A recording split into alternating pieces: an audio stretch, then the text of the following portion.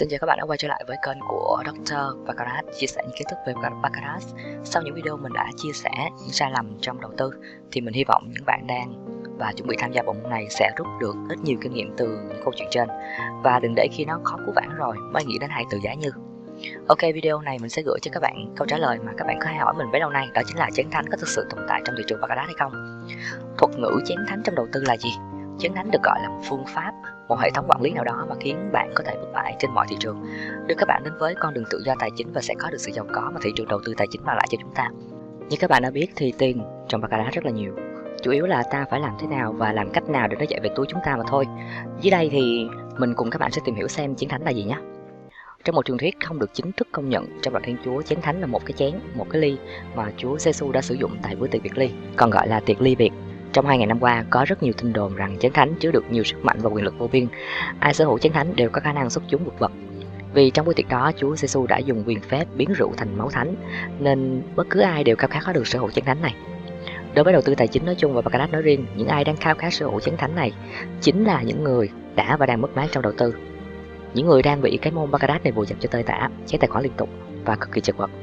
Mặc dù chúng ta đã tìm hiểu và lang thang rất nhiều nơi trên mạng xã hội và đến YouTube và cả Google, tìm hiểu rất là nhiều các giao dịch khác nhau, tuy nhiên không hiểu vì sao mà tài khoản chúng ta vẫn cứ mãi âm.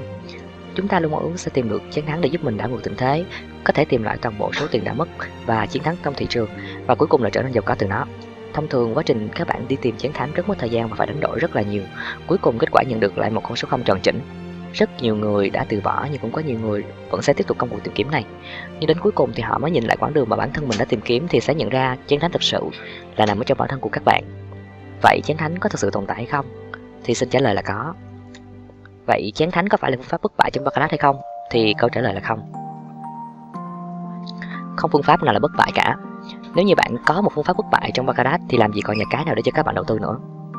Các bạn phải nên biết là với một phương pháp bất bại và cùng lúc áp dụng với là sức mạnh của lãi kép nữa thì con số vốn ban đầu của các bạn sẽ tăng lên rất kinh khủng.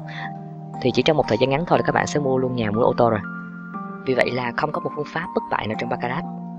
Các bạn chỉ cần đi vài đường search cơ bản trên Google hoặc YouTube thôi thì nó sẽ cho ra vô vàn phương pháp, nào là bắt cầu bệt, phương pháp trôi theo dòng nước, vân vân may may.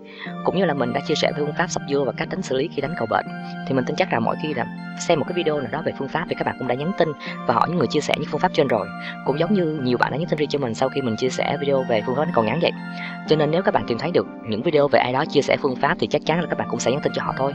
Không ai có thể thống kê được là có bao nhiêu phương pháp đang tồn tại trong Baccarat này cả, vì mọi người sẽ không ngừng sáng tạo và tìm ra rất nhiều phương pháp hàng ngày. Chỉ khi bàn đó khung giờ đó bạn áp dụng và tại đó về đúng như phương pháp mình đang sử dụng thì các bạn sẽ thấy phương pháp này bất bại đây, chứ thực tế không có một phương pháp nào là bất bại trong Baccarat cả. Cho nên mọi người được thắc mắc vì sao hôm qua sử dụng phương pháp và cách đánh này thì được, nhưng đến hôm sau cũng phương pháp cách đánh này nhưng lại mất. Và đến khi các bạn nhìn lại chặng đường này thì tài khoản đã âm đến một con số không tưởng rồi. Đến khi các bạn chợt ngộ ra điều này thì các bạn sẽ tự mỉm cười với bản thân và cũng các bạn sẽ hối hận vì sao mình lại cứ đi tìm một thứ không hề tồn tại. Chén thánh thực sự trong đầu tư là nằm ở trong tay của chính bản thân các bạn. Cho nên mọi người không cần phải đi tìm các phương pháp trôi theo dòng nước hay phương pháp này phương pháp kia để làm gì cả. Chắc hẳn ai cũng từng nghe qua câu nói kinh điển của huyền thoại Lý Tiểu Long là tôi không sợ người luyện 10.000 cú đấm khác nhau, chỉ sợ người luyện một cú đấm 10.000 lần. Nói một cách cụ thể, chén thánh là một quy trình bao gồm kỷ luật của việc quản lý vốn và cách đi lệnh. Và bản thân ta sẽ làm gì khi có lãi và làm gì để lãi tiếp tục đẻ ra lãi, gia tăng tài sản của bản thân. Và khi các bạn thực sự ngộ ra được điều này thì chén thánh đã nằm ở trong tay của các bạn rồi. Chỉ có bản thân các bạn mới sử dụng được chén thánh của chính mình mà thôi. Mình chỉ là người kề vai sát cánh cùng các bạn đi tìm kiếm chén thánh của riêng chính các bạn. Rõ ràng là với một phương pháp chuẩn thì không ai dám vỗ ngực chắc chắn là phương pháp này sẽ không bao giờ thua cả. Có mấy bạn cũng từng hỏi đó, mình có thua trong thị trường này không? Có chứ mọi người. Mình đâu phải là thánh đâu mà bất bại, nhưng bù lại từ cái thua tha đó giúp mình quản lý được cái tài khoản của mình. Bản thân mình luôn di chuyển số vốn của mình từ vùng đỏ sang vùng xanh, và kèm theo một việc nữa là có cái khách lách và hiểu được luật chơi ở cái nơi bản thân mình đang đầu tư. Những nhận định trên hoàn toàn là những nhận định của cá nhân mình chứ không phải là chân lý hoặc đạo lý gì cả. Trong một câu chuyện lúc nào cũng sẽ có hai trường phái, có người sẽ cho rằng những nhận định của mình là đúng và cũng có người thì không. Vì thế các bạn có biết hay nhận định gì khác thì hãy comment xuống dưới video nha. Tổng kết lại sau video này thì mình mong các bạn sẽ tìm ra được chiến thắng cho chính bản thân mình.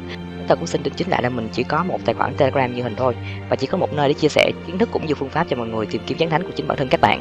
Cho nên mọi người hãy chú ý vấn đề này nhé. Ok, nếu các bạn thấy video này bổ ích thì hãy like và bình luận cho video nha. Và đừng quên subscribe kênh của Dr. để mình có thêm động lực